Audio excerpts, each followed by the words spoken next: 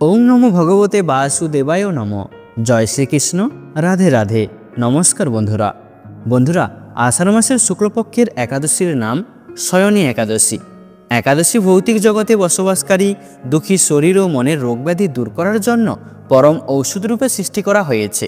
তো বন্ধুরা, এমনই পরম কল্যাণকারী একাদশী তিথি আবারও আসতে চলেছে, আর সেই একাদশীর নাম শয়নী একাদশী।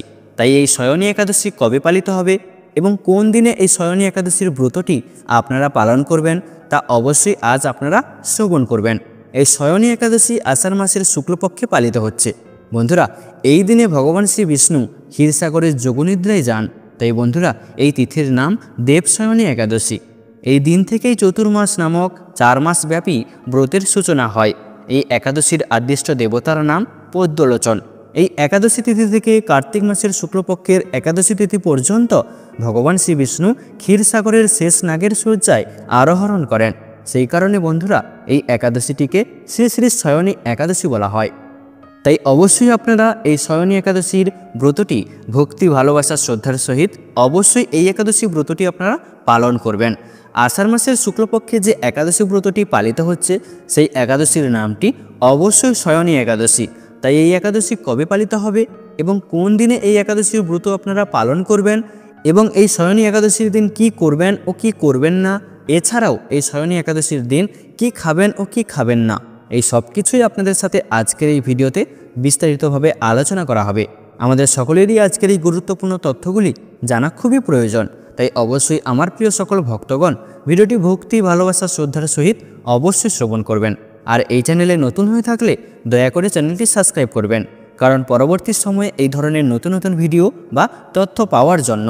এবং ভিডিওটিতে একটি লাইক করবেন আর কমেন্টে ভক্তি, ভালোবাসা, শ্রদ্ধা দিয়ে জয় শ্রী হরি বিষ্ণুর জয় বা আপনাদের ইষ্ট দেবতার নামটি অবশ্যই লিখবেন। বন্ধুরা, আমাদের হিন্দু পঞ্জিকা অনুসারে শয়নী একাদশী আষাঢ় মাসের শুক্লপক্ষের একাদশীতে পালিত হয় এবং বন্ধুরা, প্রত্যেকটি একাদশীকে শ্রী হরির রূপ ধরা হয়। বিশ্বাস করা হয় যে এই দিনে উপবাস করলে সর্বদা সুখ লাভ হয় এবং পাপ ক্ষয় ও সৌভাগ্য প্রাপ্তি ঘটে। তাই এই শয়নী একাদশী পালন করা আমাদের হিন্দু পঞ্জিকায় অন্যান্য সকল একাদশীর উপবাস পালনের সমতুল্য। তাই এই শয়নী একাদশী আপনারা কবে পালন করবেন এবং এই একাদশীর মাহাত্ম্য কী, এই সব কিছুই আজ আপনাদের সাথে আলোচনা করা হবে। বিশ্বাস করা হয় যে যে কেউ যথাযথ আচার অনুষ্ঠানের মাধ্যমে এই শয়নী একাদশী উপবাস পালন করলে এবং ভগবান বিষ্ণুর উপাসনা করলে তার জীবন থেকে সকল পাপ, দুঃখ, কষ্ট অচিরেই বিনাশ হয়। তাই যেই ব্যক্তি ভক্তি সহকারে এই শয়নী একাদশী ব্রত উপবাস পালন করেন তিনি অবশ্যই বৈকুণ্ঠধাম প্রাপ্ত হন। এছাড়াও এটি আপনার ঘর বা জীবন থেকে যে কোনো নেতিবাচকতা দূর করতেও সাহায্য করে। হিন্দু ধর্ম অনুসারে নারী পুরুষ নির্বিশেষ 8 থেকে 80 বছর বয়সের যে কোনো ব্যক্তি ভক্তি সহকারে পবিত্র একাদশী ব্রত পালন করা অতি অবশ্যই কর্তব্য। একাদশী ব্রত পালন করে একাদশী মাহাত্ম্য পাঠ ও শ্রবণ করলে শ্রীহরির কৃপা লাভ করা সম্ভব হয় এবং জীবনে সৌভাগ্যের অধিকারী হওয়া যায়। আমাদের সনাতন ধর্মে এই শয়নী একাদশীকে হিন্দু দেবতা ভগবান বিষ্ণুর আশীর্বাদ লাভের জন্য সবচেয়ে শুভ দিন বলে বিবেচনা করা হয়। তাই এই দিনে ভগবান বিষ্ণুর উপাসনা করলে জীবনের সর্বপাপ থেকে মুক্তি পাওয়া যায় এবং জীবনে সমৃদ্ধি আসে এবং একজন ব্যক্তি মানসিকভাবে শক্তিশালী হয়। তাই এই শয়নী একাদশী পালিত হবে এই বছর।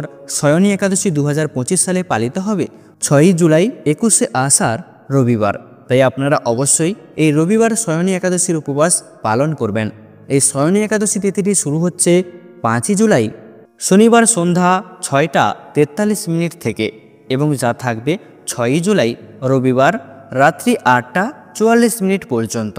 তাই বন্ধুরা, উদয়া তিথি অনুসারে এই শয়নী একাদশী উপবাস পালন করা হবে 6 জুলাই রবিবার দিন।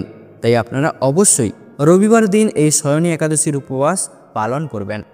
বন্ধুরা, এবার আমরা শ্রবণ করে নেব এই শয়নী একাদশীর মাহাত্ম্য কথাটি। মহারাজ যুধিষ্ঠির বললেন, হে কৃষ্ণ, আষাঢ় মাসের শুক্লপক্ষের একাদশীর নাম কি, এর মহিমাই বা কী, তা আমাকে কৃপা করে বলুন। শ্রীকৃষ্ণ বললেন, ব্রহ্মা এই একাদশী সম্পর্কে দেবর্ষি নারদকে যা বলেছিলেন আমি সেই আশ্চর্যজনক কথা আপনাকে বলছি। শ্রী ব্রহ্মা বললেন, হে নারদ, এ সংসারে একাদশীর মতো পবিত্র আর কোনো ব্রত নেই। সকল পাপ বিনাশের জন্য এই বিষ্ণুব্রত পালন করা একান্ত আবশ্যক। যে ব্যক্তি এই প্রকার পবিত্র পাপনাশক এবং সকল অভীষ্ট প্রদাতা একাদশী ব্রত না করে তাকে নরকগামী হতে হয়। আষাঢ়ের শুক্লপক্ষে এই একাদশী শয়নী নামে খ্যাত। শ্রী ভগবান ঋষিকেশের জন্য এই ব্রত পালন করতে হয়। এই ব্রতের সম্বন্ধে এক মঙ্গলময় পৌরাণিক কাহিনী আছে, আমি এখন তা বলছি। বহু বছর পূর্বে সূর্যবংশে মান্ধাতা নামে একজন রাজর্ষি ছিলেন। তিনি ছিলেন সত্যপ্রতিজ্ঞ এবং প্রতাপশালী চক্রবর্তী রাজা। প্রজাদেরকে তিনি নিজের সন্তানের মতো প্রতিপালন করতেন। সেই রাজ্যে কোনো রকম দুঃখ, রোগব্যাধি, দুর্ভিক্ষ, আতঙ্ক, খাদ্য অভাব অথবা কোনো অন্যায় আচরণ ছিল না। এইভাবে বহুদিন অতিবাহিত হলো। কিন্তু একসময় হঠাৎ দৈব দুর্বিপাকে ক্রমাগত 3 বছর সে রাজ্যে কোনো বৃষ্টি হয়নি। দুর্ভিক্ষের ফলে সেখানে দেবতাদের উদ্দেশ্যে দানমন্ত্রের সোহা, স্তব্ধা ইত্যাদি শব্দও বন্ধ হয়ে গেল। এমনকি দেবপাঠও ক্রমশ বন্ধ হলো। তখন প্রজারা রাজার কাছে এসে বলতে লাগলো, মহারাজ, দয়া করে আমাদের কথা শুনুন। শাস্ত্রে জলকে নার বলা হয়, আর সেই জলে ভগবানের অয়ন অর্থাৎ নিবাস। তাই ভগবানের এক নাম নারায়ণ। মেঘরূপে ভগবান বিষ্ণু সর্বত্র বাড়ি বর্ষণ করেন। সেই বৃষ্টি থেকে অন্ন এবং অন্ন খেয়ে প্রজাগণ জীবন ধারণ করেন। এখন সেই অন্নের অভাবে প্রজারা ক্ষতপ্রাপ্ত হচ্ছে।